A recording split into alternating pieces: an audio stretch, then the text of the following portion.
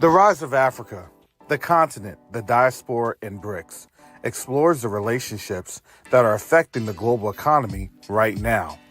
This book explores the relationships of the African diaspora's influence on the African continent and why this is important in stabilizing relationships with an understanding of how BRICS impacts the future, good or bad. You can order your copy of The Rise of Africa today on Amazon.com.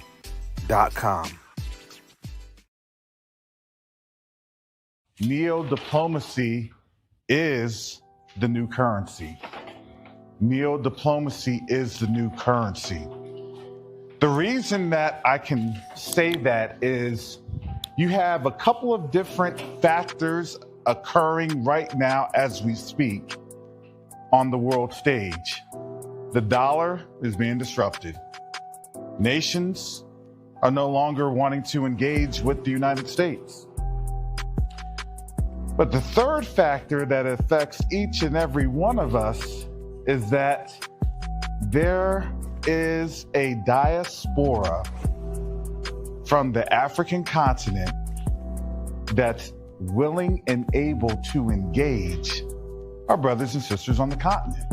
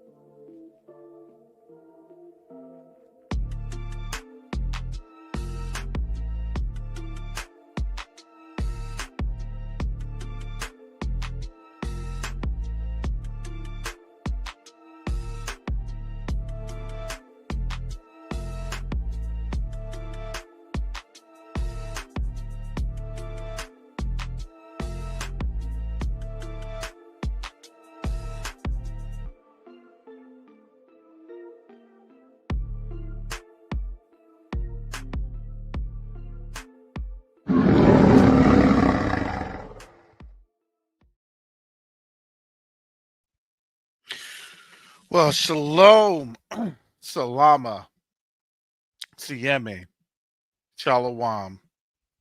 Greetings to all my Israelite brothers and sisters from around the world, whether you are the bloodline of Abraham, Isaac, and Jacob, the house of Israel, or you're a Gentile grafted into the house under the blood of Yahushua HaMashiach. I welcome you this morning. Today is Monday, December 29th.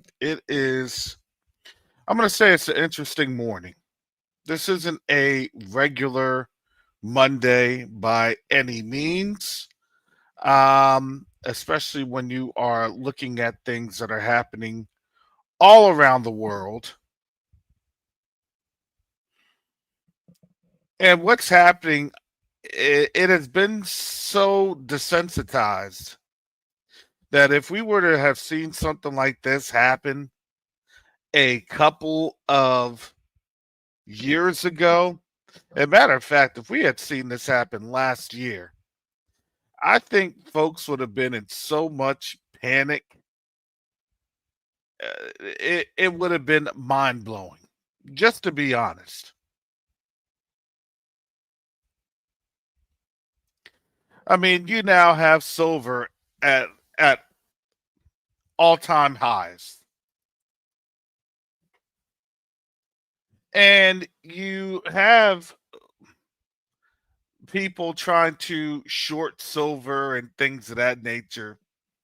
They're going to try to short it today. It had touched almost about $80. But the reality is it's going to get dumped. And then they're going to pump it right back up again because the dollar has nowhere to go. I.e., the confidence of the dollar is being lost all around the world. Just this morning, I was looking at a news story or article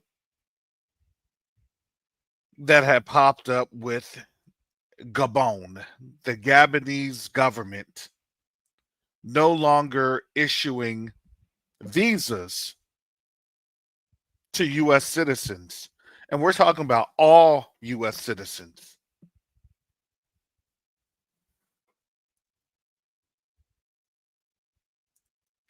And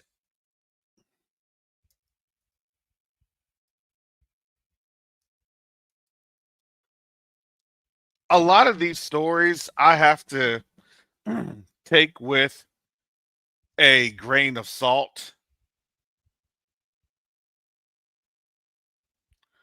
because some of these stories,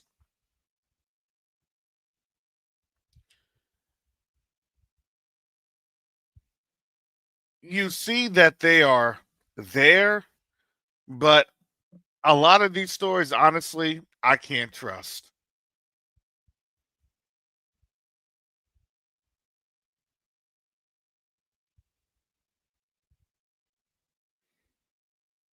But it makes you wonder in terms of why they are really working that to begin with. And what does that actually mean for this time?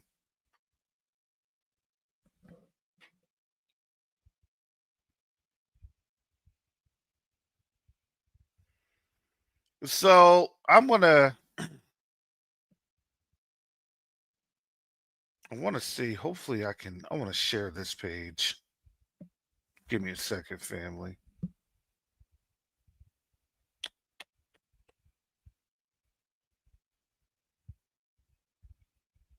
Because generally speaking, I can share without this huge link in the comment section. And sorry, it's a huge link in the comment section.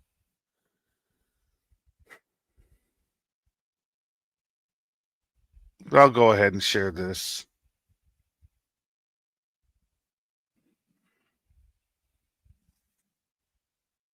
So here's something from Yahoo Finance. I think that they're a little bit more credible than most. Countries make call to cancel all visas for Americans. And so this is as of Saturday, the 27th. Um, it's showing that with Donald Trump expanding the travel ban inspired by his first term in the White House to 20 more countries, as well as Palestinian Authority on December 16th, a total of 39 countries from different corners of the world now face either a total ban or restriction on entering the United States. Mali, South Sudan, Niger, Burkina Faso, Syria, and the Palestinian Authority have been added to the list of nations whose citizens cannot enter the U.S. at all, first introduced in June. So they went after the Sahel Alliance. And now you have Angola, Antigua, and Barbuda, Benin, Dominica, Gabon, Gambia, Ivory Coast, Malawi, Mauritania, Nigeria, Senegal, Tanzania, wow, Tonga, Zambia, and Zimbabwe were meanwhile added to a list of countries facing a block on student and business visas. The list that Trump put in place in June 2025 previously included Burundi, Cuba, Laos, Sierra Leone, Togo, Turkmenistan, and Venezuela. Immediately after their nations were added to the ban, multiple diplomats and heads of state responded with condemnation. Antiguan Prime Minister Gaston Brown issued a statement saying that the Caribbean country's government was deeply disappointed, given that the justification accusing it of loose rules for granting citizenship by investment does not reflect the present realities of our laws. And then 2 weeks after the expansion of the ban, the West African nation of Niger has taken the most drastic step for permanently banning any granting of new visas to U.S. visas in a reciprocal measure until the situation changes. Niger is completely and permanently prohibiting the issuance of visas to all nationals, to all U.S. citizens, and indefinitely banning entry to its territory for nationals of the United States, a governmental representative said to the Associated Press. A landlocked country bordered by Algeria, Libya, Chad, Niger, Benin, Mali, and Burkina Faso, Niger is a Muslim majority nation with a population of just over 25 million. And so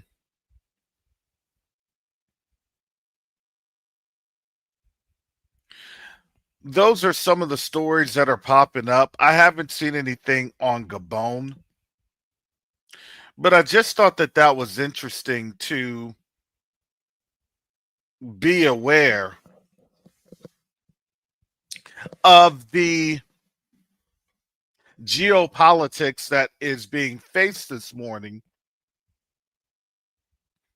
And we're all facing that.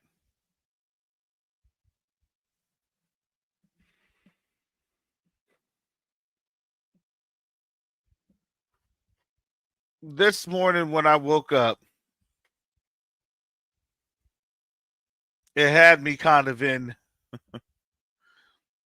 my bed for a little bit, looking, really trying to get an understanding of this.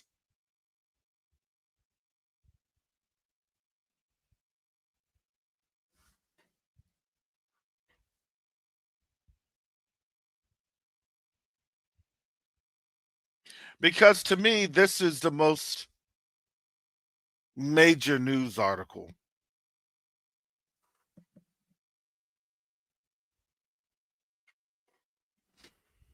War footing, Taiwan armed forces on high alert as China encircles WW3, World War III hotspot island, and launches massive live fire drills.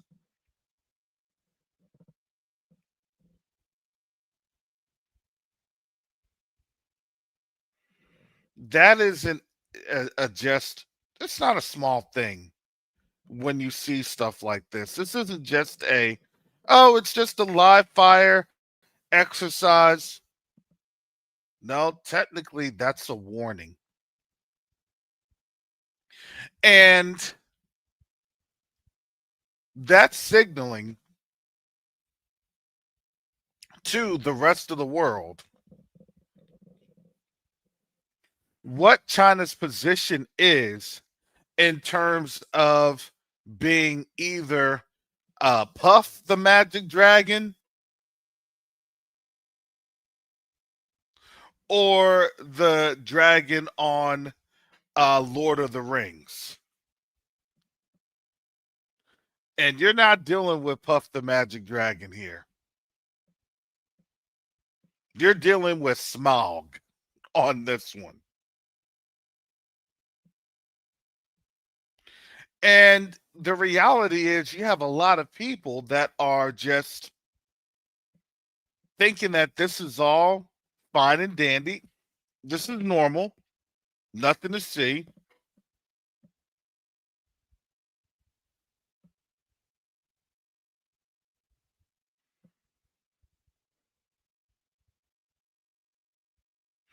And again, you're starting to see that things are ramping up for 2026. 3 more days to go, and you're starting to see how things are ramping up for 2026.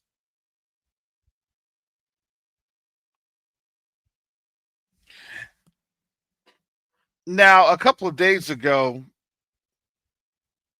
you had Putin and Russia basically saying that they were going to ride for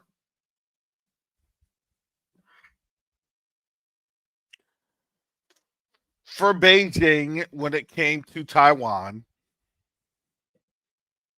So much so that they would even offer support. Again, Russia also has a strong presence in the Pacific. Russia also has a close proximity to a disputed Japanese island that is now in Russian hands. Been in Russian hands since the 1850s.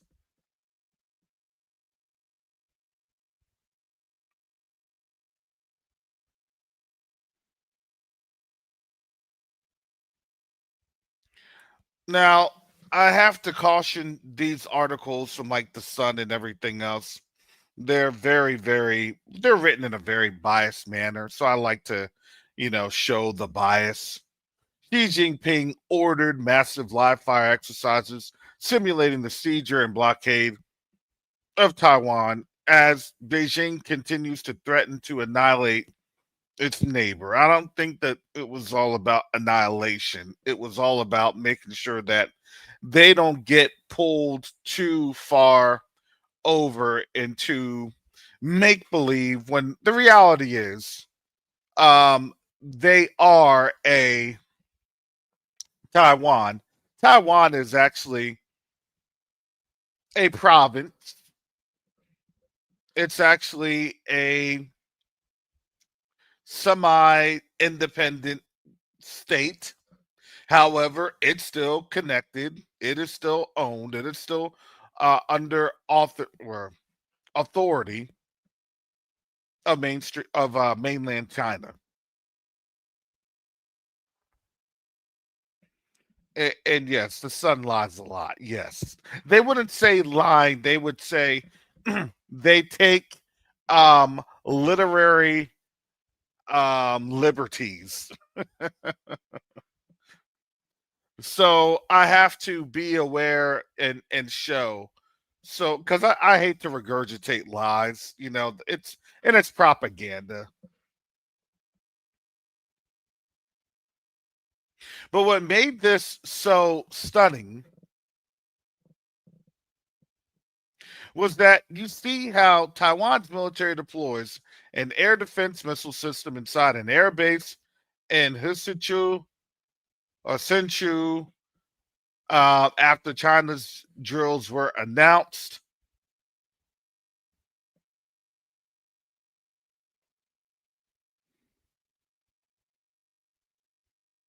Here's kind of the blockade strip. You can clearly see they had forces there in the north, and you see the defense zones. And China was within the air defense zones, signaling that China actually doesn't care about their air defense. That's really what it signals.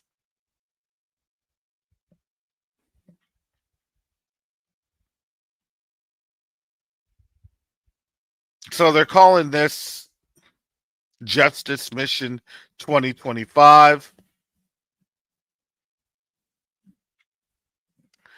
Now, let me put on my analyst hat.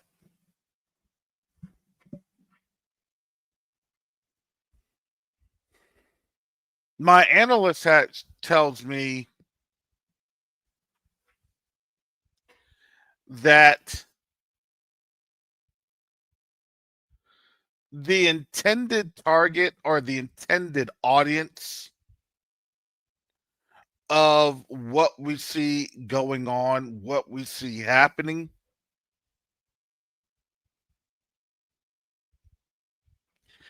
isn't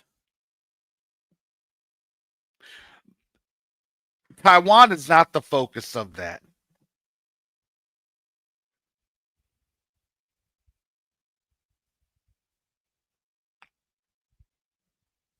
Now, to me,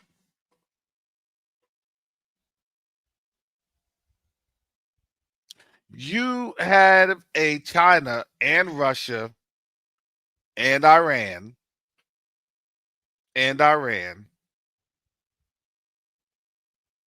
that has already stated that it will commit forces to Venezuela.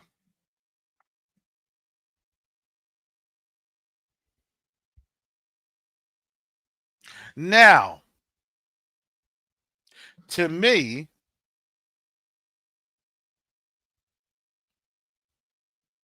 if I were the West and I saw that deployment, and keep in mind, the Chinese have deployments, they have a navy in most places.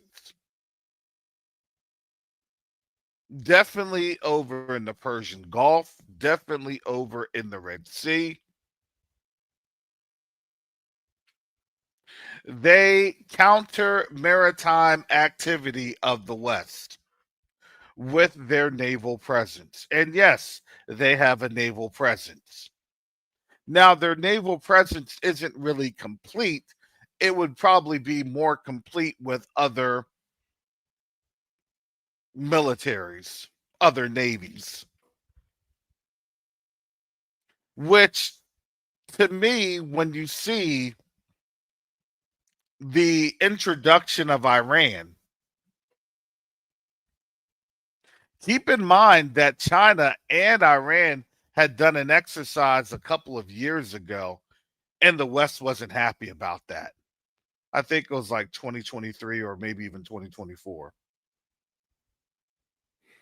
But these exercises are actually relatively routine. But what it does show is interoperability.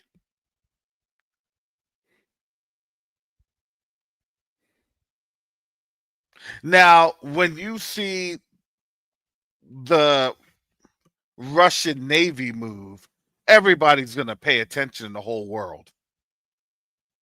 When you see the Iranian and Chinese navies,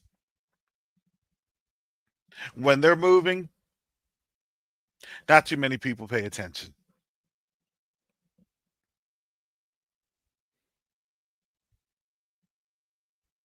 And the reason is for that is because by and large, they're looked at as a presence that's not really, I would say, honored or respected. It's like, okay, you got a Navy. All right, got it. Now, what they did produce was one of the, I think now, it is the world's largest carrier.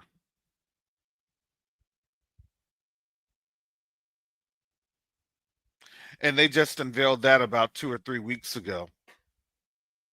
So now, if you are having that carrier, and when they unveiled it, chances are it'll be on the water,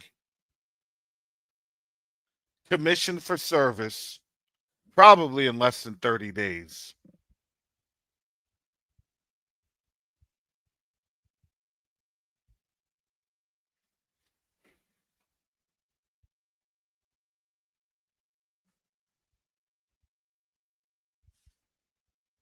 Now, and I see the questions that are being asked, Yafon 12 says, do you think China will ever attack? I mean, we know the Most High is in charge, but they've been doing this for years now. I'm going to say this. What did we say earlier this year? With because I'm going to get to this story. This is a great segue. What did we say earlier this year when we were literally discussing Iran and Israel? Oops, I said it. Oh, and I have that flag. So it's in my thumbnail. So please like, share, subscribe, and when the algorithm starts to hit, because I will be saying those keywords. So when you do say those keywords like Israel, YouTube then analyzes that, and then it has the algorithm pick that on up, and then chances are you'll start to see like YouTube bots, especially if words are not being spoken in a sentiment. of it being, positive, right? It's kind of like they're rating now the positivity factor. Is it positive or is it negative? Are you saying Israel is good or are you saying Israel is bad? If you say Israel is bad, then guess what? That then creates the negative algorithm because we're all now under the design of the matrix. This is really what it is. It's a matrix. You're just not seeing the humanoid body just yet. Oh, it's being developed. Remember, they develop everything for military production, and then afterwards, then it is for commercial use, right? Once you bring things down a notch, once you make things a lot less um lethal for the most part. That's how that goes. So yes, this really does shape to a lot of different um, issues that's going on within the world right now, and some of that is happening right now as we speak. And I think this is just probably breaking news.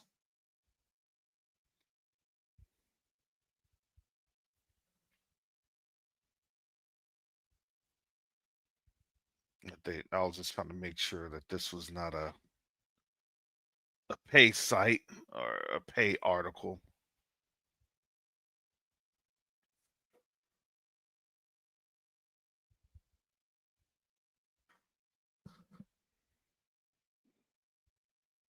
The sorry, I tangent. Let me get back to this question, and then I'll move on to this New York Times article. So to answer the question was that we were talking about this literally first week of June. First week of June, we were talking about Iran and Israel.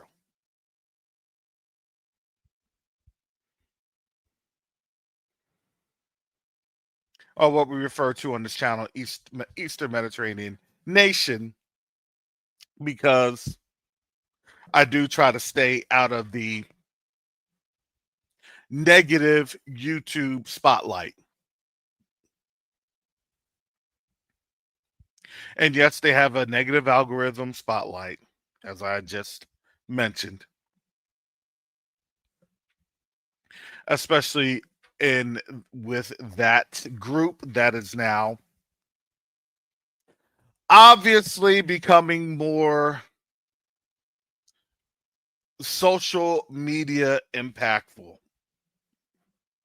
I.e., if you say something bad against that nation, then they'll take down your channel and things of that nature. So, can't have that happening. That's why I just try to make sure that I am as fair as I can be. But I know if I do have you all on up here, make sure that you keep things temper the attitude, I would say. Because to be quite honest, that ain't our fight. Just to let you know, it's really not our fight. Yes, historically, have there been wrongs? Absolutely. But in terms of things dealing with the Middle East, that's not our fight. I'm of the mind that that's not our land. So you're fighting over southern Greece or southern Greco-Roman areas.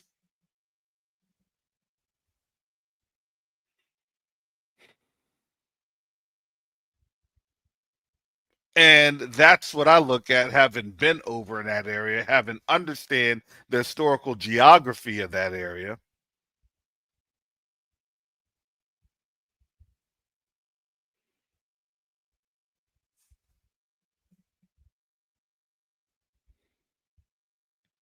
But we'll get into that later on in this broadcast.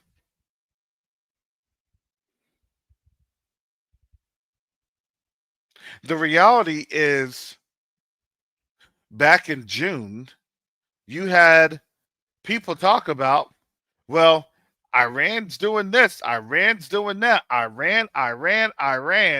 And you had everything, if you didn't remember, all the provocation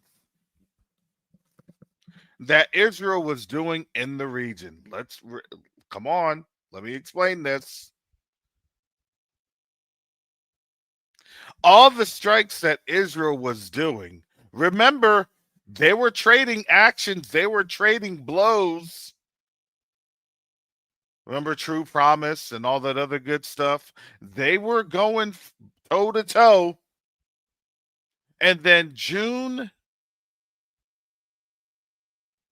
they went into Tehran,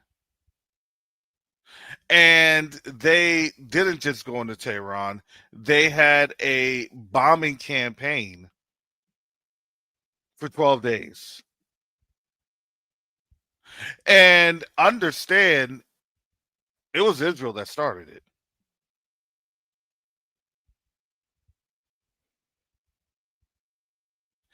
And what ended up happening, as Tehran claims, and they just had this claim last week,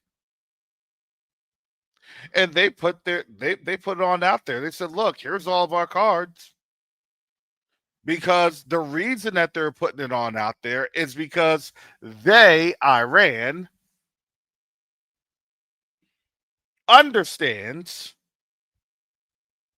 that Israel has been basically equipped for round two. Because round one, they took a beating. Israel did. And all of the photos that were censored had eventually been leaked. And then people started to understand that it was much worse than what the government there had explained.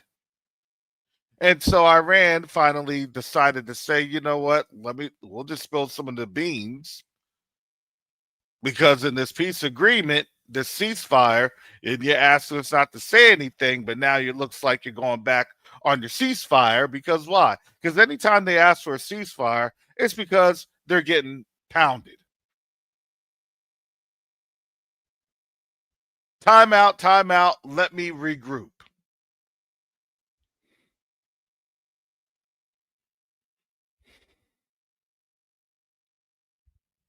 For whatever reason,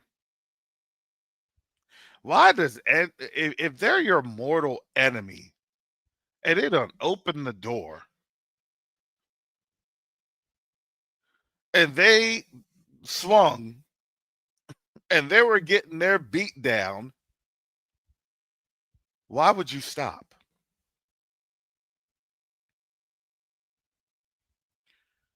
Oh, this is a chance to destroy them. This is a chance to wipe them out, but you stop. Does anybody else find that fishy? And I always found that fishy, because it's not the fact that we already knew that there was and there is and there are leaks, or excuse me, not relationships.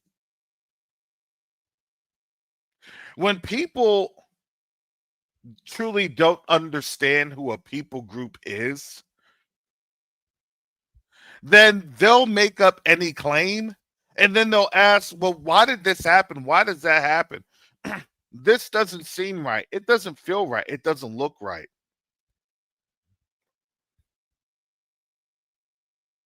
Because in this kingdom, everybody was assigned a role and a value.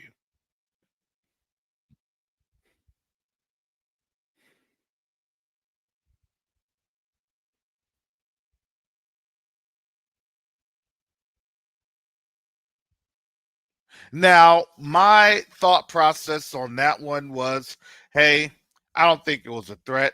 They just got paid money, because everybody likes money. And remember, at that time, the money was actually still relatively valuable. So keep in mind, they get paid. or else they would have done more to Al Udeid Air Base. Because why would then the U.S. have to intervene to allow for the ceasefire?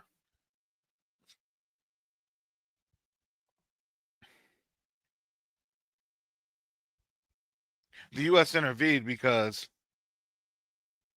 their friend or master, I would say,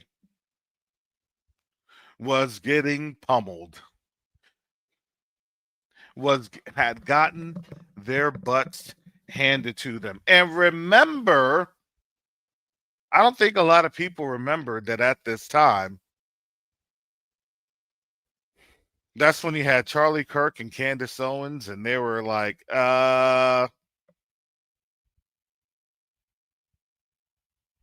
don't think you're all the people. Those were around the same times that the emails were coming through. The texts were coming through. I was telling you all this back in June. I'm like, Israel lost. And what's happening behind the scenes is that it's showing that those that had stumped so hard that all those, Christian pastors, all 1,000 of them, shout out to Gates of Holder for bringing that up on Sunday's video. They lost. They were done.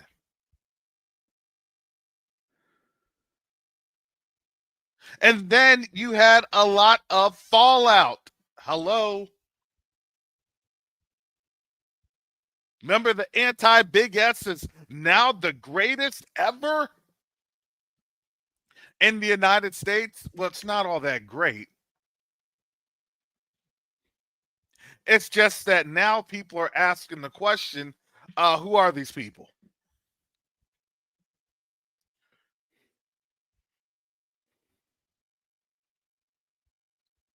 Because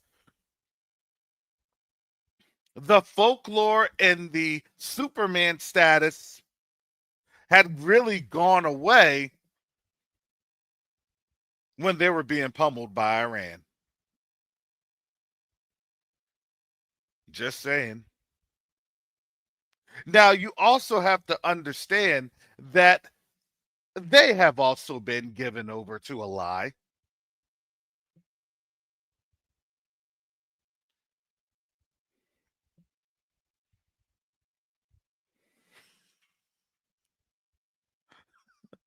Shalom, brother Garth. I knew you're gonna jump in on this one.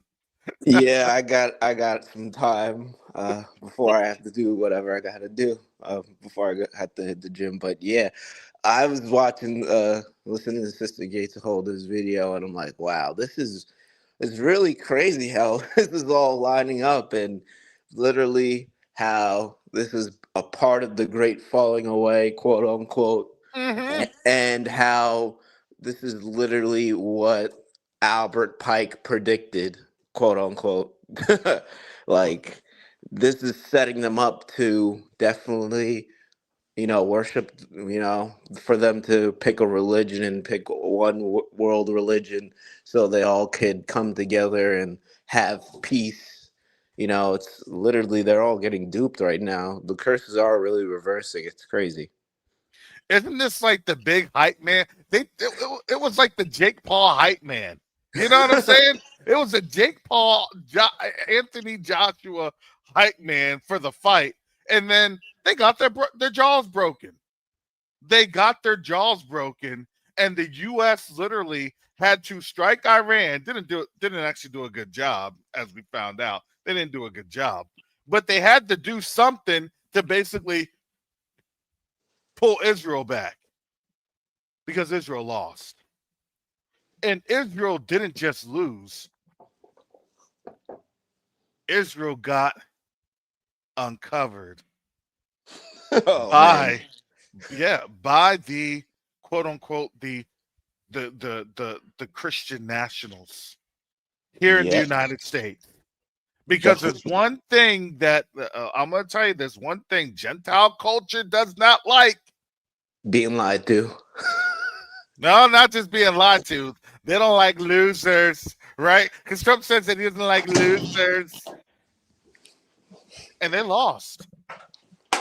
They're And literally obsessed with it. That's literally all I see them post on social media. All of the all the comments in Facebook is just flooded with them just finally catching on to the deception, but still not like coming to the truth. It's like half truths. Yeah, you're figuring out that you've been duped, but you still are, you still have that hatred and still, misaligning where it's supposed to go. It's like they'll never repent. Now this will make them not even this is like them, having a reason to be angry and not repenting. It's like we've been lied to. It's all a lie. And all that, all this like nihilism is definitely setting them up to believe or worship the beast. That's definitely what I see. because now all of their constructs are literally falling apart, it's all dissipating. And to me, that was the biggest dissipation. That was the biggest construct failure that they had. That was a construct failure. Wait a second. They're all hyped up. Oh, and we saw this. We saw this literally March. Because they had they. I'm going to tell you how crazy it was. They had a 90-day hype up campaign. Y'all remember that? They had a 90-day hype campaign. Oh, we had the 4 does, and we had this. You had you had all these folks, because remember that was all along the same lines of the Netanyahu trial. And they're like, oh, this and that, and they're doing this, and so we looked and we saw and we witnessed, and everybody saw for those 10 days, well, actually the first 3 days, it was like, oh yeah, we're doing all this. And then when Iran struck back,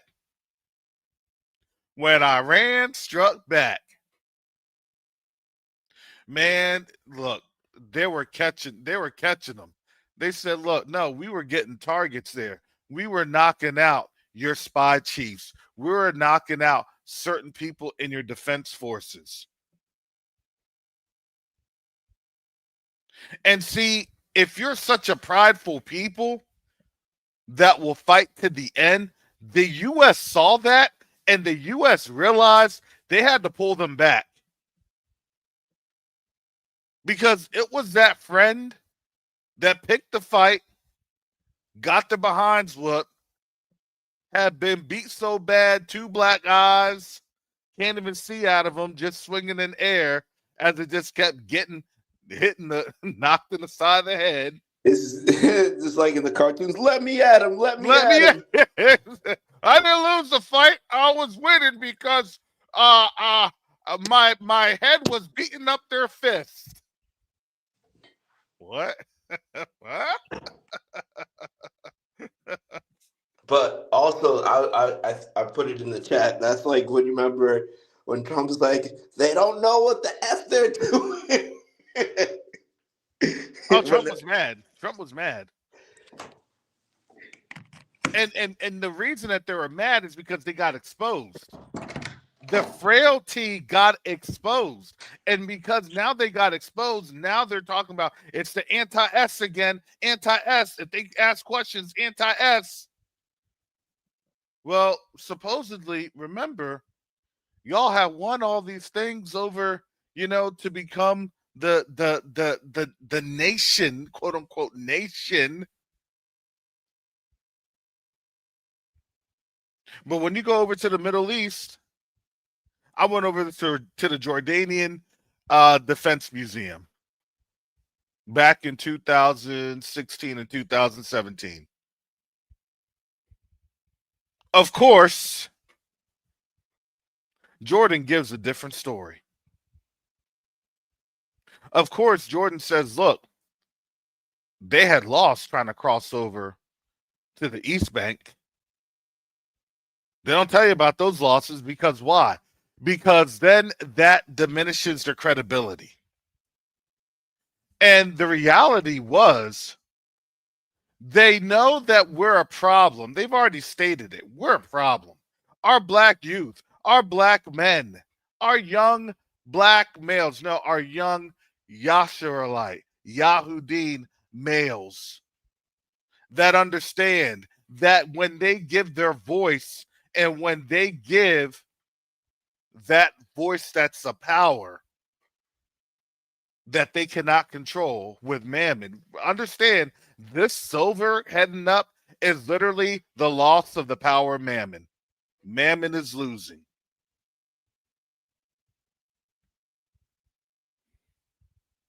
So the imposters, the thieves, the identity thieves. Look, there's one thing to say that you can do something, but then you cannot do.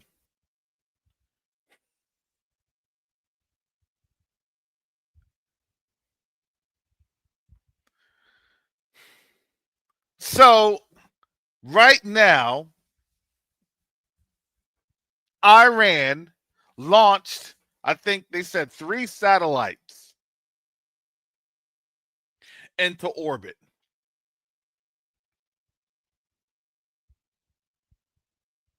They now have their satellites up. Now, it's interesting that they launched those satellites, I think, either today or within like 12 hours, because what Iran had stated when these last 48 hours this weekend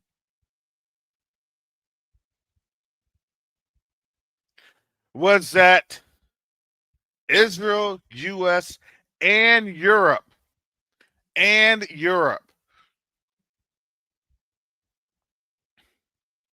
were all enemies of Iran. Garth, tell me how big of a deal that is.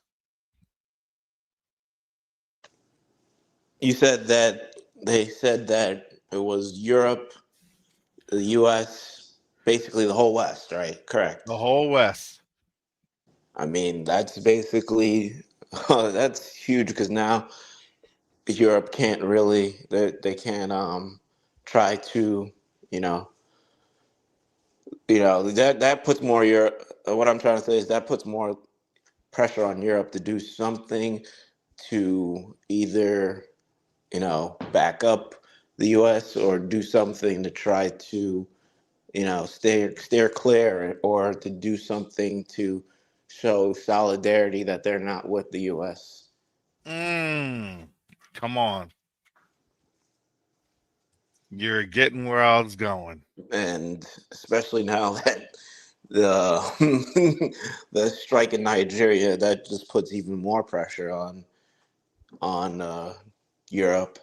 Seems like this administration is just drunk off of power and violence, and someone's gonna have. It's like a pit bull that's gotten loose, and someone's gonna have to put that pit bull down before it starts hurting even more people. If you get that analogy, that's what I see. It is. Let me throw this. Let me throw this okey doke in there. Let me throw this okey doke in there. So purportedly, and you're not gonna get anything in the West. Maybe one or two stories from like some very, very. We're not even talking about Times in India or First Post or We On. Just something like totally just some sort of stories, some sort of something, because you won't have the credibility because they'll tell people don't run it or suffer the wrath of blah blah blah. But purportedly, you had 2 U.S. linked oil tankers that had been seized by Iran over in the Persian Gulf, Strait of Hormuz area.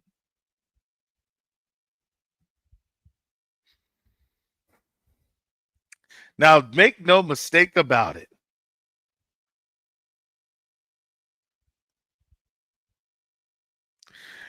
Europe is calculating. And they know exactly what that means to then be the subject of a blockade, i.e., ringing the Houthis, i.e., their oil lifeline is about to get cut in a pivotal time where Europe is running out of energy resources in a very cold winter. Oh, this is about to be a very cold winter. This is about to be a black winter. Just like Troy I done was about to stated, say the black winner. it's about to get black. Which is no joke because he was being completely serious. It's kind of crazy how he has the foresight to see everything, and maybe I mean, not maybe, I'm pretty sure he knew. Is it coordinated? My opinion, I think it's coordinated. This is that coordination. Even though you may be BRICS or BRICS adjacent, it's a global South. And now, what did they just happen? This is the thumbnail that I had of Somaliland and Israel. Now, let me tell you. Yeah, I don't really know the implications of that or the history. So, Let me tell you right now, in today's environment with white Christian nationals, they just had the flags of double trouble.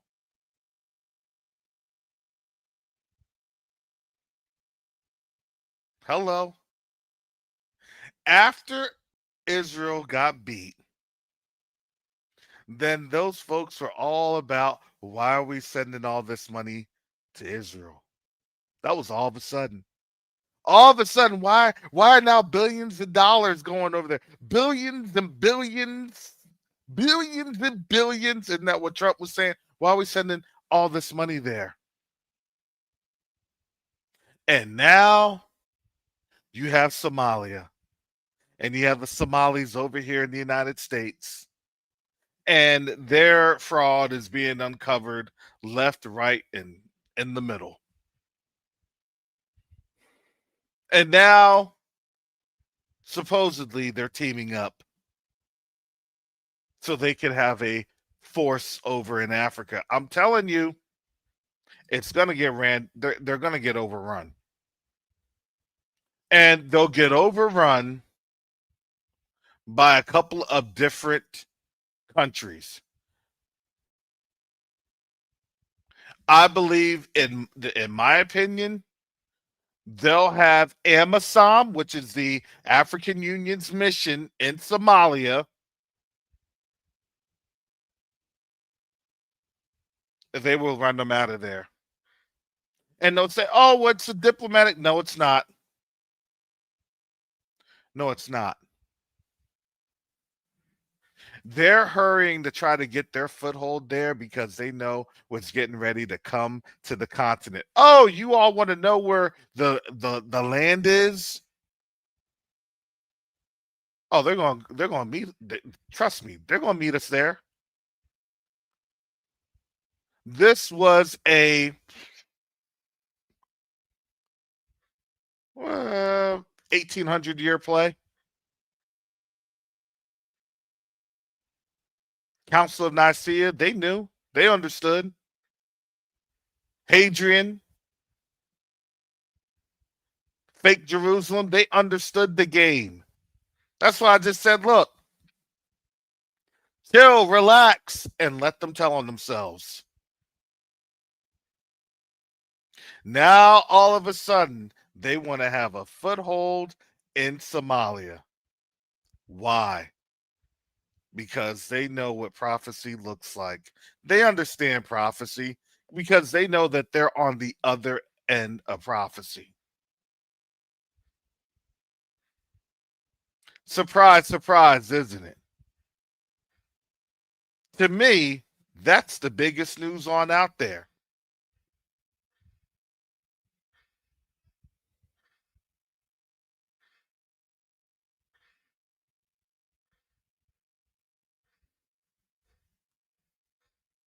And now here we go.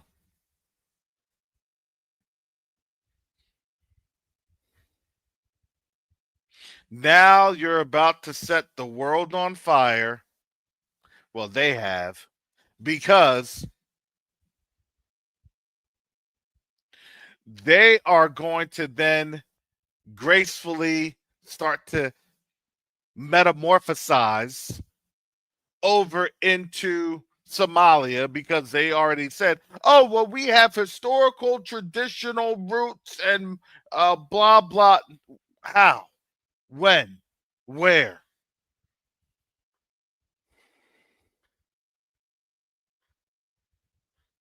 Now, they could say it. They could say that as an Edomite.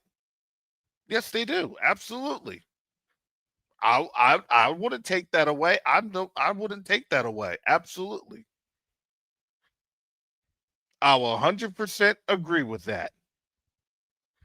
But as the people that they're claiming to be, no.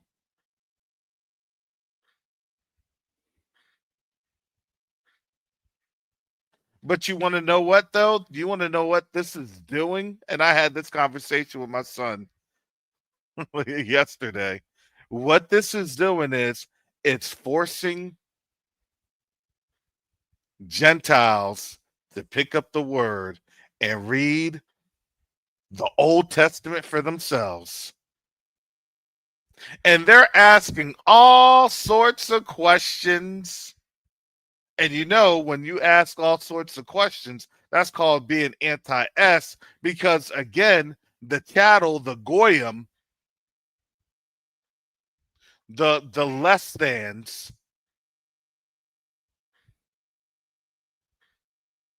so you have to understand what they think of them. Look, the low the when you literally understand the etymology of how they say low lives.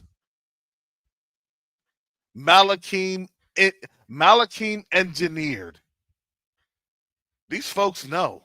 They understand. They say it on purpose.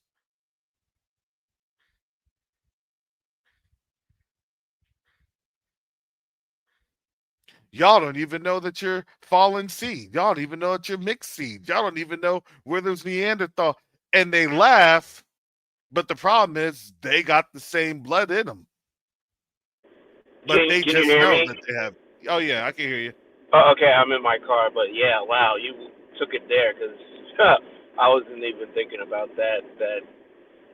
That's why maybe that, yeah, like you're saying, the etymology and how they talk about cattle, and but at the same time they all have the same blood, but I guess that one minute percentage of blood that they got from Abraham has them, thinking they're superior, I guess.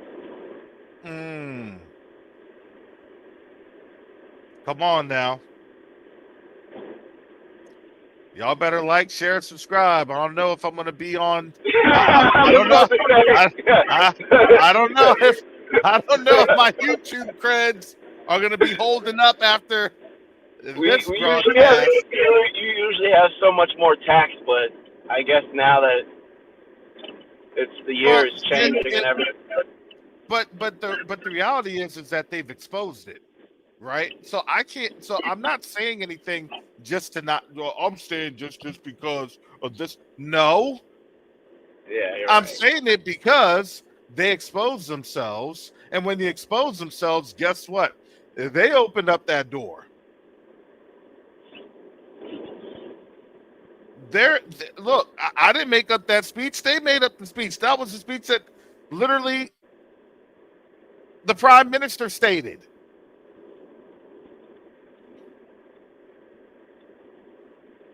That's going to be their next shift. Oh, well, yeah, we gave it on back. But actually, we're from the continent. Actually, the Holy Land is there. But then why'd you have that here? Well, as a matter of speaking, because of our blah, blah, blah, blah, right? They'll bring in all this other stuff. But we realized that we were wrong because we got our behinds beat. So we need to actually be in the real land because the real land is where we actually get all of our power.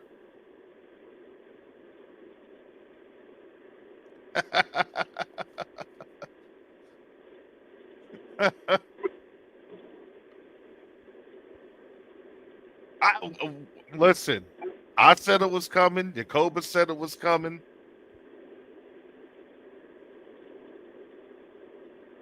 Now all those folks that are, looking at that patch of dirt, because let me tell you, they probably never been there in their lives. They've never had to deal with, any of the messed up sinuses from the dirt blowing all around them, picking out sand boulders from their nose and blowing it out of their nose. How about the promised land? Okay, have you ever been there? No, but I've seen old paper. John Hagee told me it was there. CBN and TBN. Golly. Why do you think they're there? They're trying to get close. What do you think they're going to try and get close to? To Ethiopia. Why? Because they're going to say, oh, we need to kind of mosey ourselves along over to there because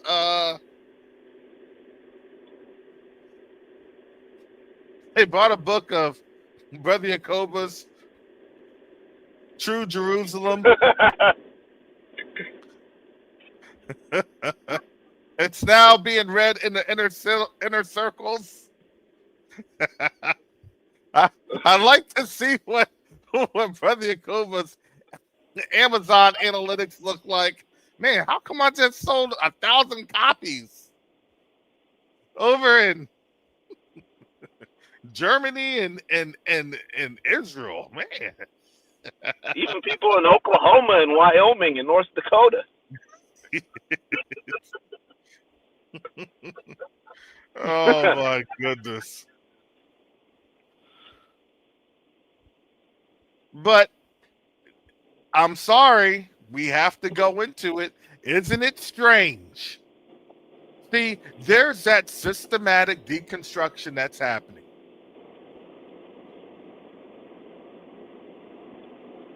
They will sacrifice a portion of themselves. We said this early last week.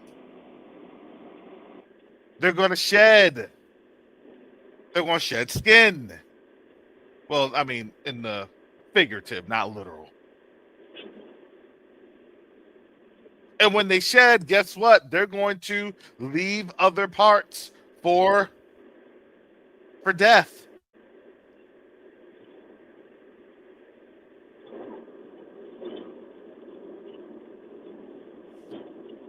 I'm thinking that that's the case, Brother Asaph. You're absolutely right.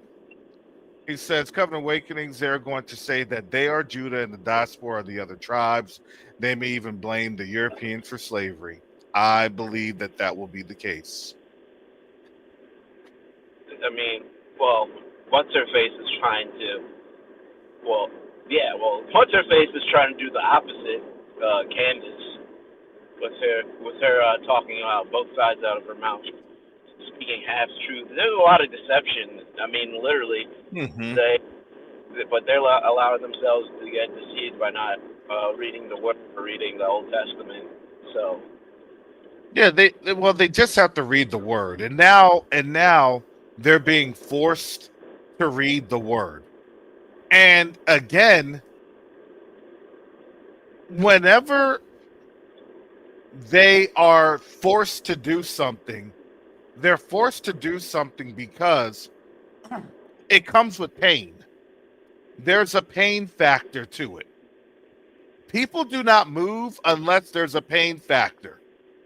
Okay, I can't eat. I guess I'm going to have to up and go to find something to eat because they're no longer loading up that EBT card. I got to do something or else I'm going to perish.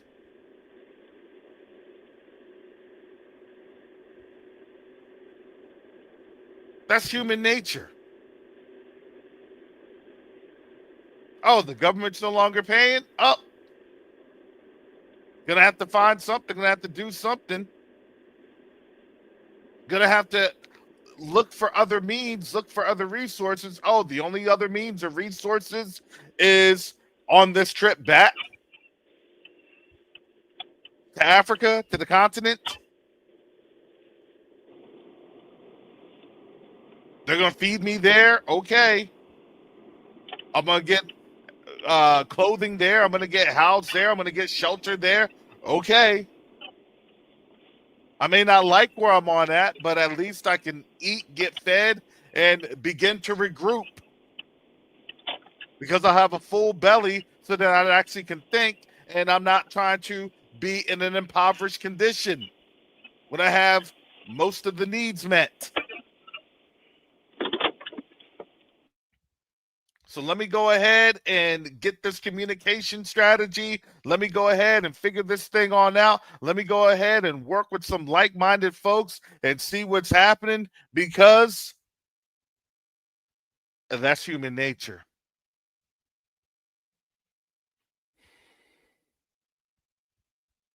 Do y'all understand that when folks here come here to the United States, have you noticed all of these communities popping up in all these towns and everything else throughout the country? You have a Vietnamese population, you have a Laos population, you have a Thai population, you have a Korean population, you have a Panamanian population, you have a Nicaraguan population.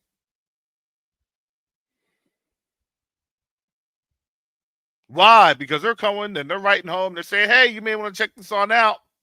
I know it's going to be a little scary, but guess what? This is an opportunity. Oh, and by the way,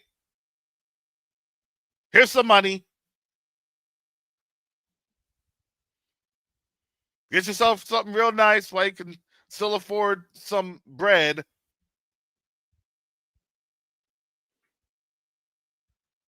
This is what these precious metals are signaling. The dollar is weak. So if your dollar is weak, then guess what? As I had stated this, contractually, there's contracts. Now people are starting to get this. And the sad reality is that it's too late. And we always get things too late, and that's okay.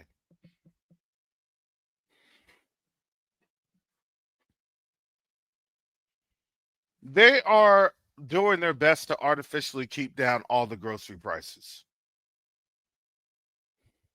Some places will have higher grocery prices than other places. That's how that goes. I'm here in Florida. And I know that they artificially keep our prices down here in Florida because you have a lot of fixed income individuals that live off of their pensions or 401ks, you name it.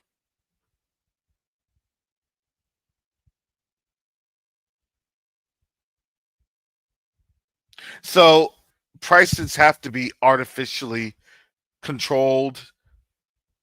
You have to have ceilings on them. That's why they have a Florida Department of Business Revenue, FDBR or FDP. They have a Florida Department of Business. You have price ceilings. That's why things will never get too high here in Florida. Why? Because they'll come on in and they'll say, you can't do that.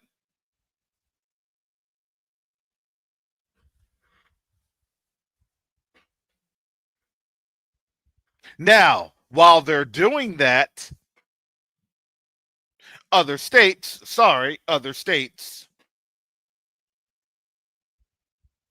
outside of the South. Sorry, you northern states. That's just what ends up happening. Because then they'll say, why is everything so cheap here and so expensive down there? Oh, yeah, why is everything? So why is everything? Why is everything?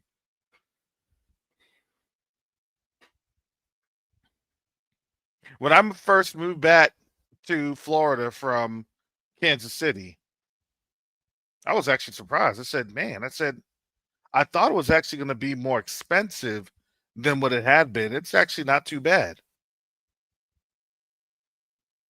It's livable. And then when you started to understand and know the areas and things of that nature, it was okay.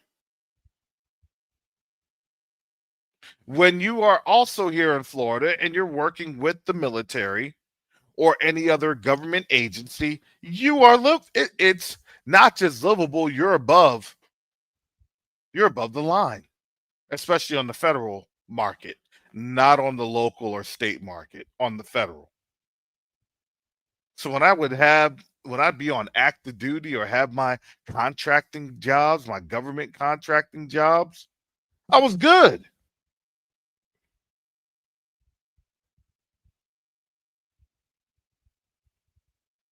Because that's what the state was designed to do. People didn't understand, as I had stated this state is a buffer state.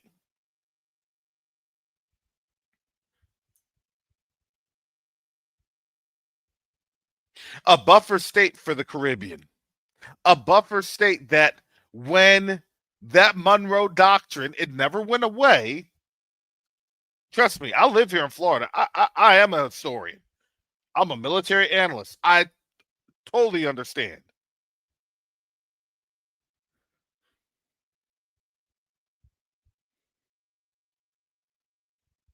I helped with the or what is it? The employing that Monroe Doctrine when it came through and came to military cooperation, activities, and exchanges. Given a class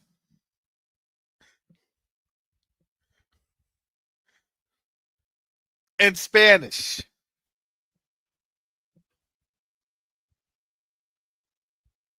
to some countries that came on over to visit.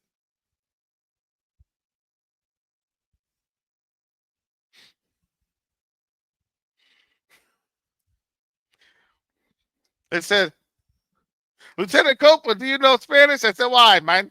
And that comes from, I was born in Miami. I said, no, I know some Spanish.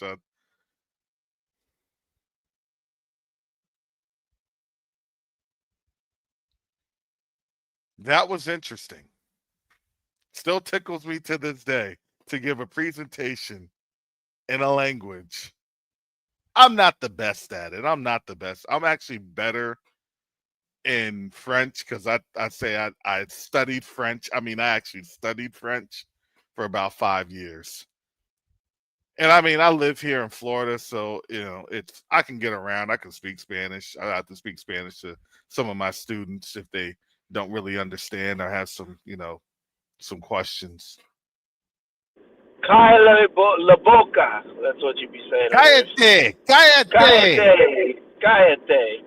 Siéntese. Oh, man, my Siente, Spanish siente, is siente, terrible.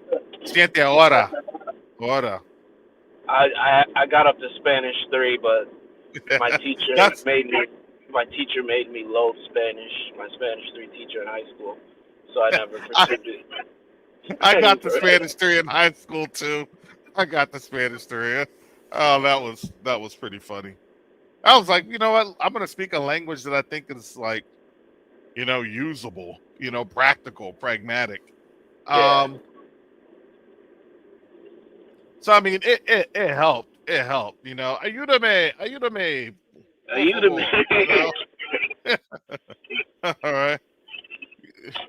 I think yo pienso. It's like okay, Como but se dice? ¿Cómo se How do you dice? say? ¿Cómo se llama? Yeah, what is your name and how do you say that?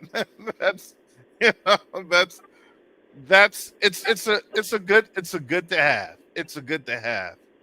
But digressing, I knew about Florida. I always understood Florida. I always understood Florida's natural environment.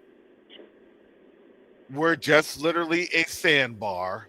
You can literally have a beach landing. I was in the Marine Corps. I'm like, dang, you can beach land this thing like crazy in all parts. There's really nothing stopping it.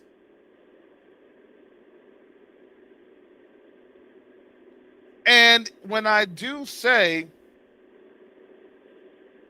that you now have a situation to where the U.S. is basically defaulted.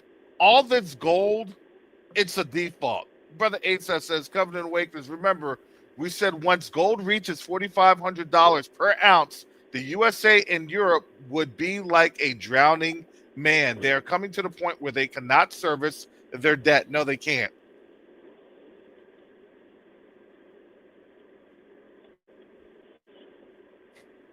Yeah, I In got to the layman's 11th terms, grade in explain Spanish. that, Brother Karras. Servicing Okay, the debt. You said it's done through bonds. yeah, so the government has bonds, okay? Bonds, it's big paper, big money paper that they don't even really sell to individuals. They actually sell it to governments and corporations. Okay? Those bonds then say, okay, this is the amount of money that gets you into the game, right? So let's just say this. I think the best way to say this is, let's just say you are betting on a Monopoly game. Okay? I'm doing those online Monopoly games, right? I'm betting. Oh, snap. I put in $50, right? 50 Yeah. USD for the Monopoly game. Okay, how much do I get? Well, you get your start off pay of what? Like what is it, 1,500 or something? Remember in Monopoly it's like $1,500. I don't know. I could be wrong. But they give you Monopoly money. What that bond does is that it gives the dollar. The dollar is the Monopoly money. However, for nations, they'll say, okay, you have the bond, but I'm going to give or transact in real money, real value, real wealth. That's going to be silver, gold, or any other minerals or precious minerals or metals, generally speaking. Diamonds is actually a vanity item. So you never really count diamonds and any metals. Metals are the standard. So people will say, hey, I'll get into your Monopoly game even if I don't get paid that much. Okay, this person gets 500. Cynthia would say 500, but the other person they may get 2,500, or another country would only get 200. Do you see what I'm saying? That's where you would have basically. That's how the exchange rates work. So you get less. The value is based off of basically your position and how your position is understood here in the United States. That's why with more European countries, guess what? They would get 2,500 on their bond, right? Their dollar buy-in per se, based off of their exchange rate. I pray that that's making sense. I'm trying to make it, less complicated. Okay. However, what these countries also have, especially the poorer countries, they're now going to the bigger countries and they're saying, hey,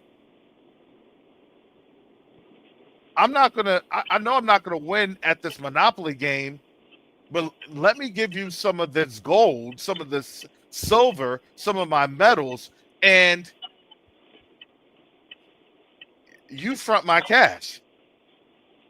You front things to me on that back end. I'm gonna hop So off, the brother Karen. yeah, So all right, no I'll worries. listen. Thank you, brother All right, Garth. no problem. All right, shalom. Shalom. So these countries are now saying, okay, well, I'm going with this country. Now they're going Russia, China, India, South Africa, Brazil. And those countries are saying, you know what? I'm going to go ahead and I'm going to re engineer this game. Wait, you can't re engineer this game. This is my game. Oh, yes, we can. And yes, we will. Because why? Because we're now getting more countries to recognize silver and gold more than the dollar. So if your game got flipped, then guess what you have to do? Oh, man, I need to now use my gold, or excuse me, I need to now use my dollar to get more gold and more silver so I can do what? So I can then try to have a come up on the game. This is why the price of gold and silver is going through the roof because the countries aren't playing the game how it had been manufactured, right? They're playing a game at a different level. And the scale is now something that they're not used to. Because as much as they now have to buy, because they have to show that they have dollar pricing power, the more the cost goes up, the more they have to buy, the more debt that they're in, the weaker the dollar gets. They're now in a very, very, very vicious spend cycle. So when I say, was it really tariffs? Is it really tariffs that's hurting the United States? And then when people are realizing that they're not bringing anything in on tariffs, because they're not going to bring anything in on tariffs. Tariffs to me was just a price control because if you had too many goods coming on over, that's just going to drive up the debt, a debt that cannot be serviced because those are goods that cannot be purchased. See, goods that can't be purchased, oh, you know what? The company will write them off, right? It'll just be a write off. With those write offs, guess what? Those write offs can't be serviced. Those debts can't be serviced like that. So this morning, as I'm watching these YouTube videos and I'm seeing all of these people in Target and Walmart, and they're saying, I can't find any good deals after Christmas. It's only 25%. I'm waiting for 75%. Why? They're waiting for the real value, which is about 75 to 80% off. That's the real value.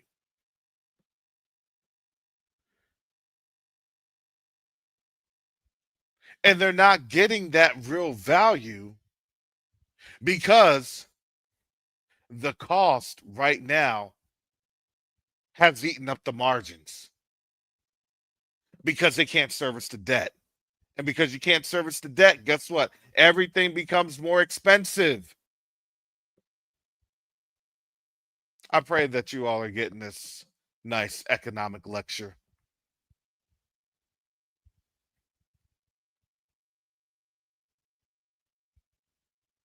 So now you have a Department of Defense turning to a Department of War because why? Because they know there's a time frame, there's a time limit. Not only do they know, but guess what? Do you not think that there are other economists all around the world know the time frame and the time limit? Okay, well, if you crash and I'm going to crash, I got to get out of this crash.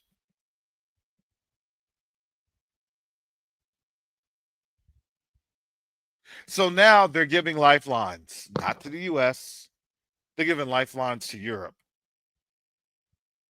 Are you going to stay in the dollar or and drown, or are you going to come on over? Remember, whenever you had that first BRICS interaction and things of that nature, Macron was all up in there.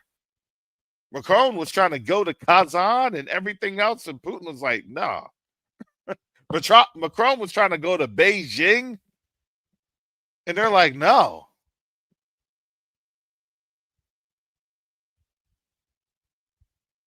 And now France is not looking very good at all. Because the European nations have always been an imports driven nation, not necessarily exports. They would export vehicles and things of that nature, but they were usually very much import driven. They would be import driven so then they could export the raw materials from the African continent. You can't have an export nation if you're not getting the imported raw materials and raw goods from the continent.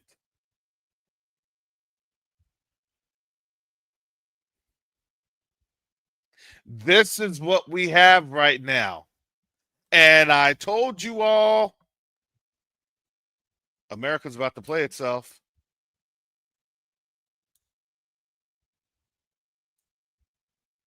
So now the question is going to be this. There's no honor amongst thieves. Remember the whole Greenland situation? They're trying to track Greenland because they're trying to use Greenland as their emergency detection system, not necessarily from the Russians. I would argue from the Europeans. Because remember, the Trump administration is trying to do their own game with Russia and India to say, well, you know, we can still be BRICS close, and they're trying to have their own little G5. We do Britain, and we could do Australia, and we could do India and Russia, or Japan, India, yeah, Japan, Great Britain, India, and Russia. That idea died on arrival. It died on impact. Because the reality is people don't care anymore about the niceties. Oh, well, we'll all get along as long as we're all making money. They don't care about that anymore. It's not about just the almighty dollar. We all know why. Because these countries are literally killing it. These countries are systematically deleting the almighty dollar.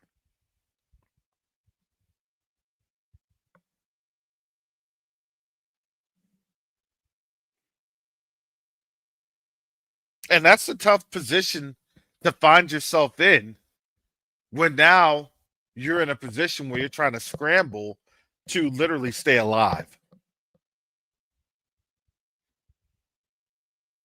Now, will you still have goods and commerce and trade? Absolutely, you will. However, you wouldn't really have the parts like you have them. We're seeing that now. You won't really have the inventory like you used to have it. We're seeing that now. And it's just going to get worse and worse and worse. Because why? Because the more this goes on, the less inventory, the less supply,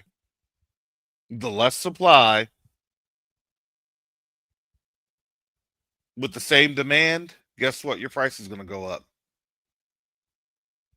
These are going to be different price points. So literally, you'll be owning nothing and being happy because you can't afford to own anything.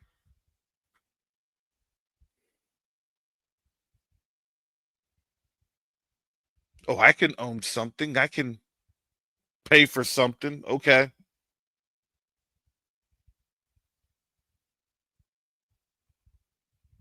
And all you see on out here are people doing what? Klarna scams? Klarna scams, Chase scams, whatever they can. Because why? Because the money, the funds are not being circulated amongst the poorer communities, i.e., the funds aren't coming down to black communities. So now you're having that ceiling again that we had, or excuse me, that most of our parents and grandparents had experienced back in the 1960s, back in the 1950s.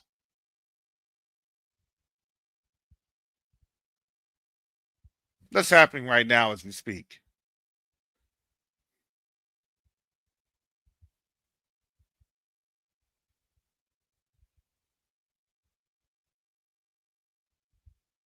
And I know and I get that people don't want to, they don't want to accept it. But we're actually learning to be weaned off of their dependency or our dependency of them.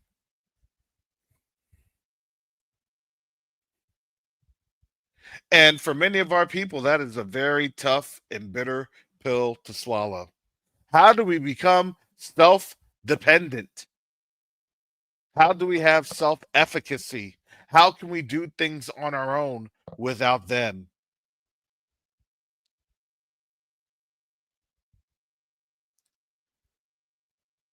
You know, the continent is and has opened its doors for us to do what we need to do. The problem is, especially when it comes to those that are very wealthy, and it's so funny because it's like, oh man, I see exactly what Yahusha was talking about.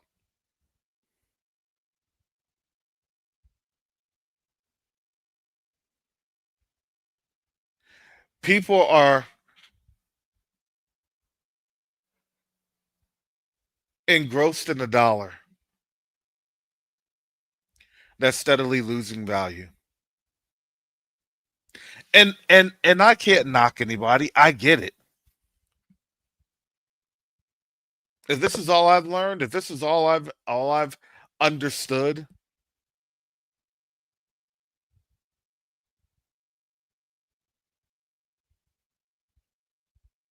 for the last,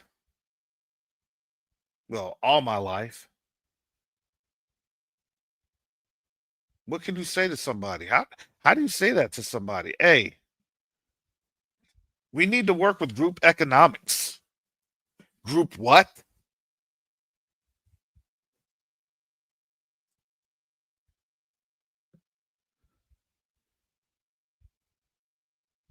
People know that this thing is sliding.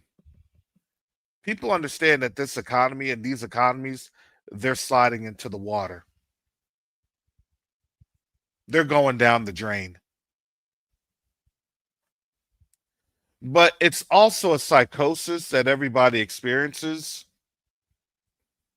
because our minds are naturally geared towards saying that everything is going to be okay.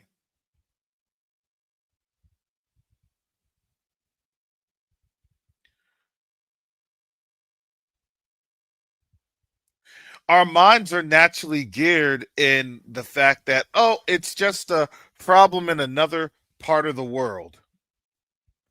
And now that other part of the world isn't that far away from where you're getting up, from where you're brushing your teeth, from where you're using the toilet, from where you are cooking your meals.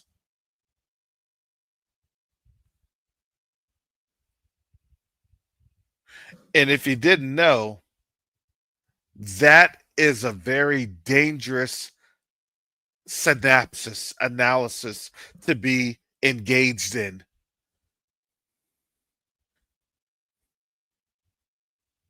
As I have been on this article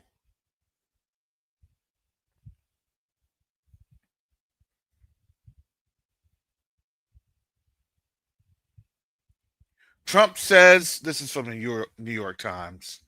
Trump says that the U.S. struck a big facility in campaign against Venezuela. The administration provided no details of what the president said. Wasn't attacked last week, linked to U.S. effort to disrupt drug trafficking. Well, they're going to still stick with that narrative.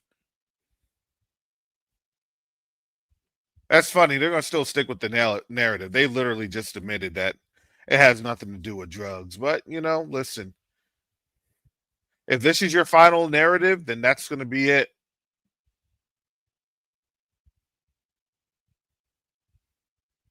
You're going to ride and die. You're going to ride with the lie all the way. That's how it goes. Such an attack would be the first on land since President Trump began his military campaign against Venezuela. And this was as of yesterday. President Trump said in a radio interview that the United States had knocked out a big facility last week as part of his administration's campaign against Venezuela, an apparent reference to an American attack on a drug trafficking site. American officials said that Mr. Trump was referring to a drug facility in Venezuela and that it was eliminated, but provided no details, military officials said.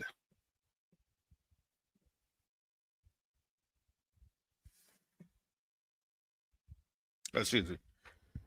Provide no details. Military officials said they had no information to share, and the Central Intelligence Agency declined to comment. The White House declined to comment. Mr. Trump made a statement on Friday during an interview with John Katzimatis, the Republican billionaire and reporter of the president who owns the WABC radio station in New York.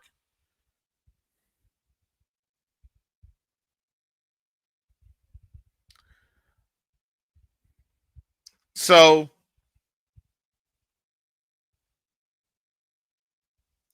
what does that mean? As Iran said it had launched 2 naval vessels, 2 naval areas, and things of that nature to undisclosed locations that happened last week. And now they launched satellites, and now they said that they're declaring for, or they basically declared war on the U.S., on Israel, and Europe.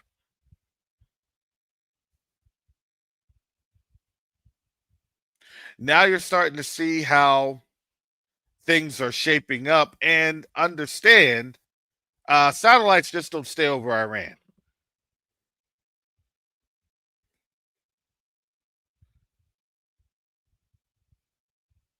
They're in orbit. They follow an orbital pattern, be it as it may. They follow a pattern to where they are able to look at things and triangulate and see how things are moving.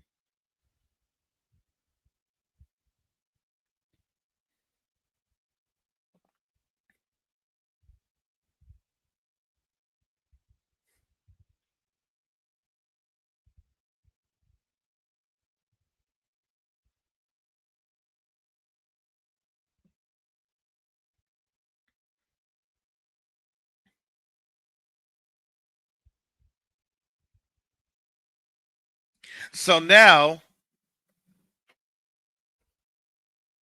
you're starting to see that the U.S. is really taking a back seat. They're on the back foot because all the satellites and everything else, that would be confined to Europe, Russia, China, and the U.S.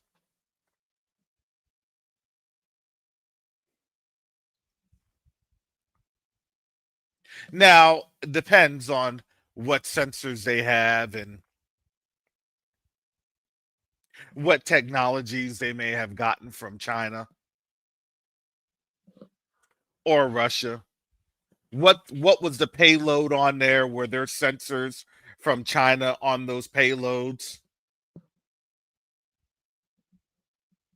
What can they see? What is it that they're able to see? What type of spectral imagery are they able to look at?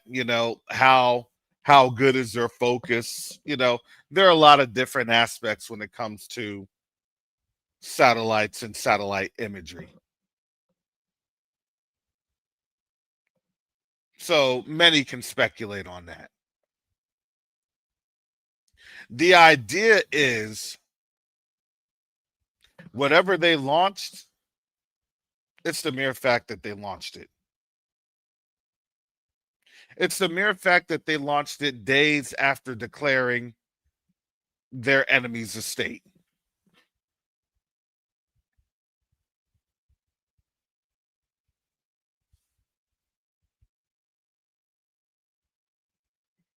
And now I had to laugh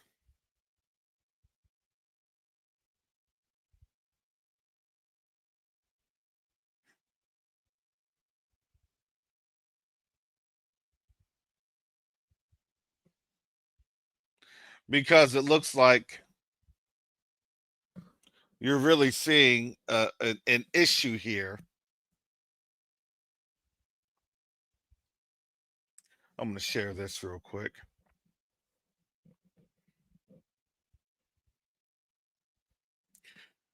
There's an article from the Wall Street Journal. See how a Chinese attack on Taiwan would be Japan's problem. In a conflict, Taipei's fate would become quickly intertwined with the U.S. Japan security alliance. This is as of yesterday, last night.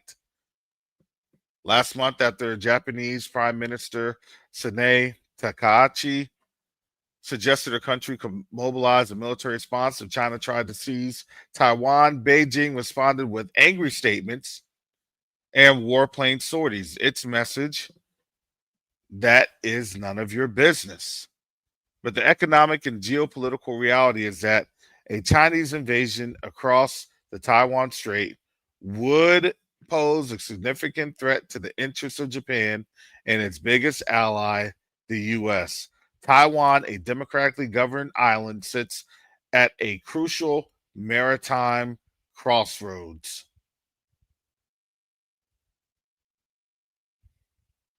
There you go. You have the Beisi Channel, then you have the Philippines into Malaysia. And then that goes over into basically the Malaysian Straits over towards the Indian Ocean.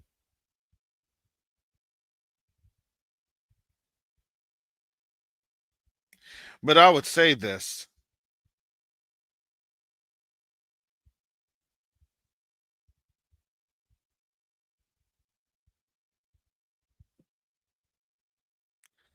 I believe, just like what we're seeing in Ukraine, I honestly believe that you'll have, just like everything else, the U.S. starts something, and then they would have Japan, the Philippines, and Taiwan do the fighting.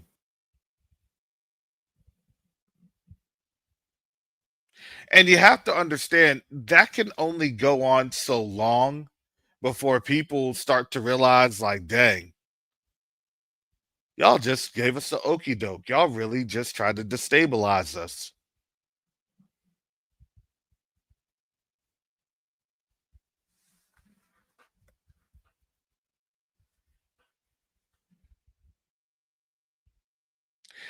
The tactics that they're using, it's a more nuanced approach. And they can't even realize, a lot of these nations, they don't even realize they're just being set up to fight one another.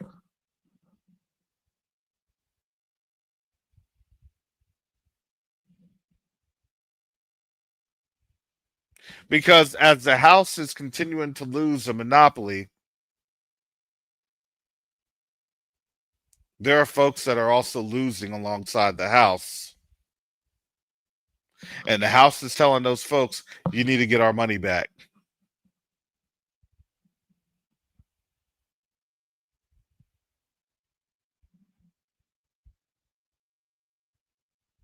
This is a very interesting game that is being played out, especially in these last couple of days of 2025.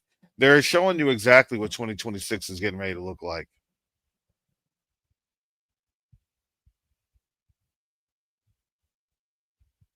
Now, was this the Deagle report? Does this, and this, that? No. And that's okay. But I do believe that when it's all said and done, will there be numbers that look like the Deagle report? Probably. Is that their projection for 2030? Probably.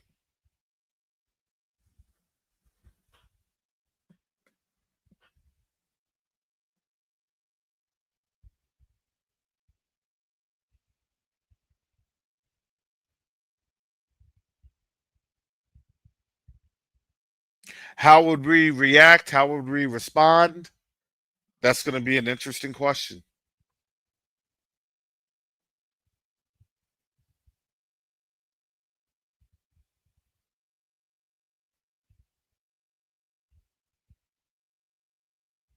A lot of our people, a good majority of our people.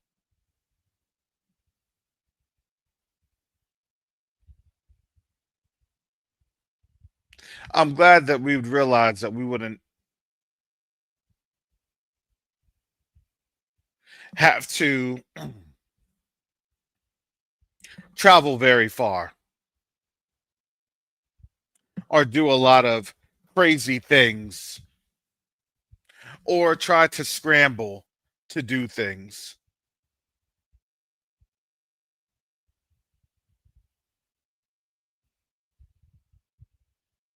I know that the Most High is doing an awesome work even behind the scenes.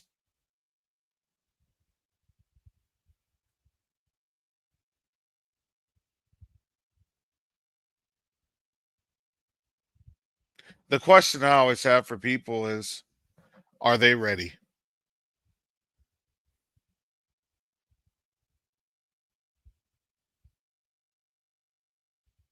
I'm not here to talk about, well, are you prepping and are you doing this and doing that? No, listen, are you ready? Do you have your passports, your birth certificates? Do you have an action plan?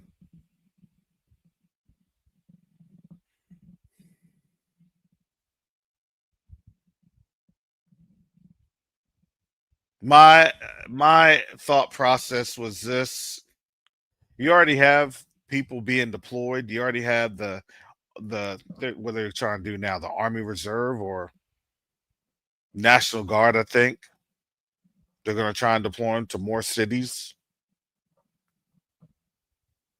Why New Orleans of all places? Well, that's actually a simple question. You already have a force in New Orleans because if you have any type of invasions,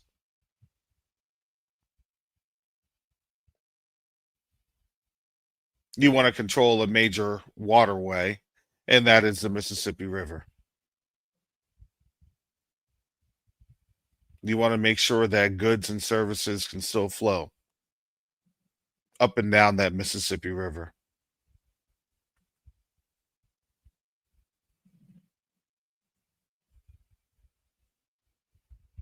It would support other bases in that area.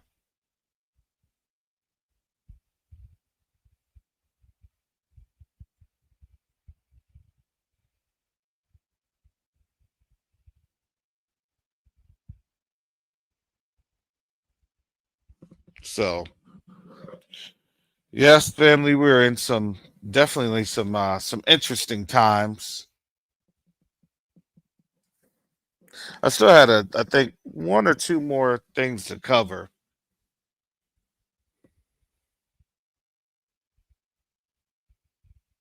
because I really wanted to cover the Somali land.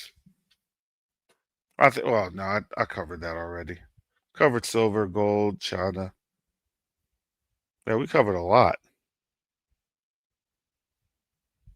Thank you all for allowing me to give you a little bit of an economic, a macroeconomic understanding of how things are looking.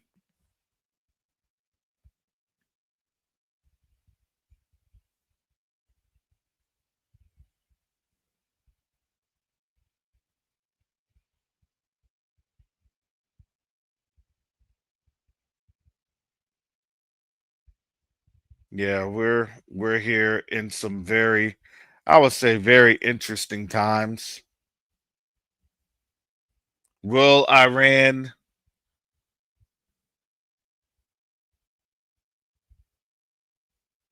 reemploy the Houthis?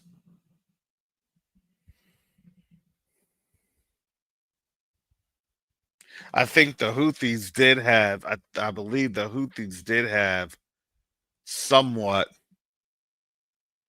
of a deal with the European countries.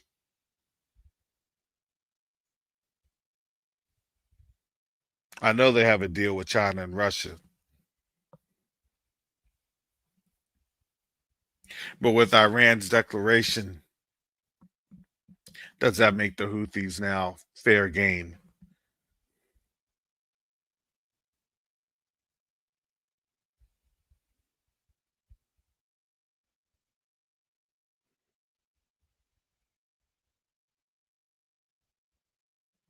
We shall all see.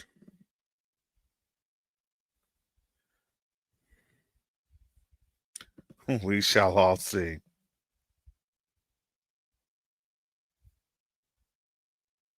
With that said, family, I know you all, especially most of the folks in the United States here, we're all going through well, most of us are going through a winter storm. Whether it's cold and rainy and wet or it's snowing, and you got that lake effect snow, please be safe on out there.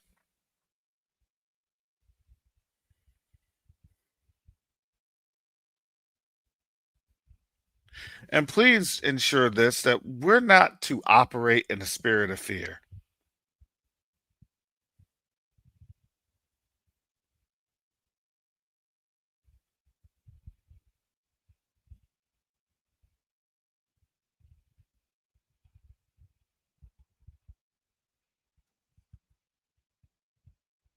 Please don't do that.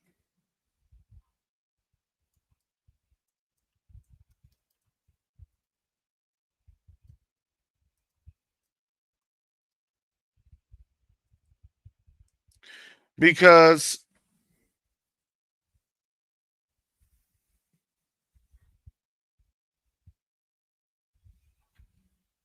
when we are here, especially in this time, a time where our captivity is ending,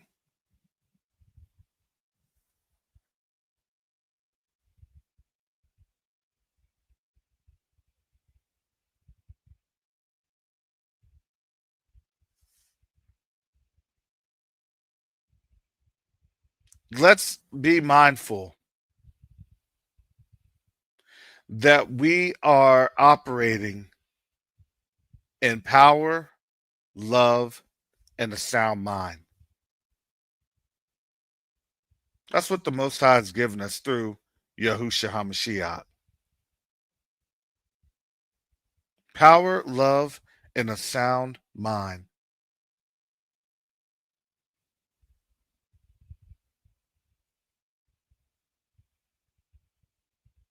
And that's not just preaching to the choir.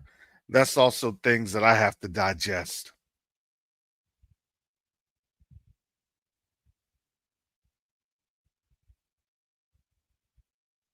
But guess what? We serve an awesome Elohim who loves his people.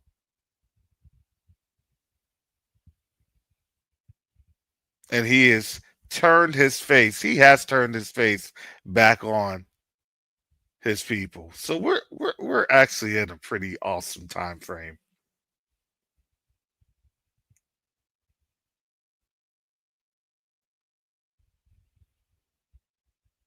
So when times are looking tough, when things are looking crazy, understand the Most High has us.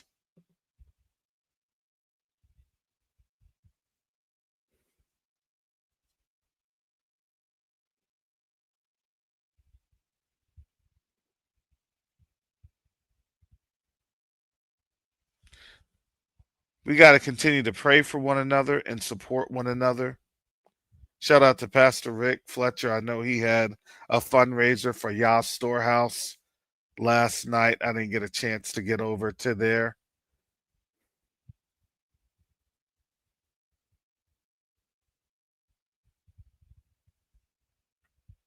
But this is the time, family.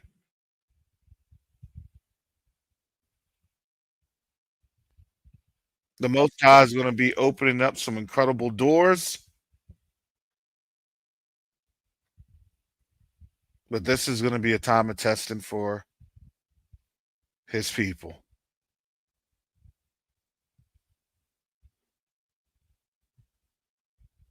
But we've already been made victorious in this race.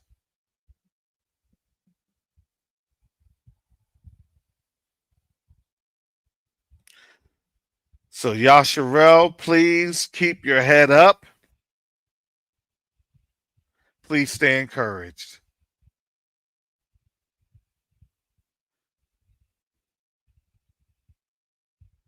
Because you can do all things through Hamashiach, through Yahusha Hamashiach. Because we're more than conquerors. We are more than conquerors. Hallelujah. So with that said, family, I'm going to get up on out of here. Thank you again, family, for joining me today. The world it's changing, but I'm going to tell you this. It's changing for the Most High's purposes. It's changing because the Most High's word never fails. It's changing because Yasharel, we're getting ready to go home. And that day's coming upon us sooner than later. So with that said, family, shalom, salama, siyemi, shalom. Peace and blessings. Yasharel.